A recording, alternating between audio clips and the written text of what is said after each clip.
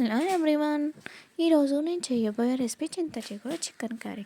ముందుగా stove on చేసుకొని ఒక పాత్ర పెట్టుకొని 1/2 kg చికెన్కి తగినంత ఆయిల్ వేసి 2 ఆనియన్స్ కట్ చేసుకొని వేయించుకోవాలి.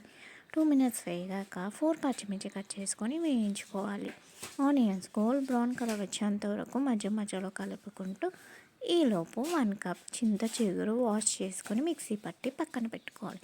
ఆనియన్స్ గోల్డ్ బ్రౌన్ కలర్ వచ్చాక 1 tablespoon అల్లం వెల్లుల్లి పేస్ట్ పచ్చివాసన పోయేంత వరకు కలుపుకొని 1/2 tablespoon పసుపు వేసి కలుపుకోవాలి.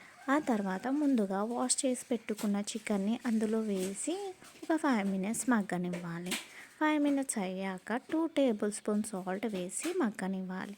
ఒక 10 minutes అయ్యాక 2.5 tablespoon కారం వేసి ఒక 5 minutes మగ్గించుకోవాలి. ఆ తర్వాత ముందుగా మనం మిక్సీ పట్టి పెట్టుకున్న చింత చిగురు పేస్ట్ అందులో వేసి ఒక చిన్న గ్లాస్ సైజ్ అంత వాటర్ పోసుకొని మగ్గించుకోవాలి. క్యాప్ పెట్టుకొని మగ్గించుకోవాలి. ఒక 2 tomatoes కట్ చేసుకొని అందులో వేసి మగ్గనించాలి. తర్వాత చిన్నగా కట్ చేసుకున్న కొత్తిమీర అందులో గార్నిష్ చేసి అంతే, ఎంతో రుచికరంగా టేస్టీగా సింపుల్గా చింత చిగురు చికెన్ కర్రీ రెడీ.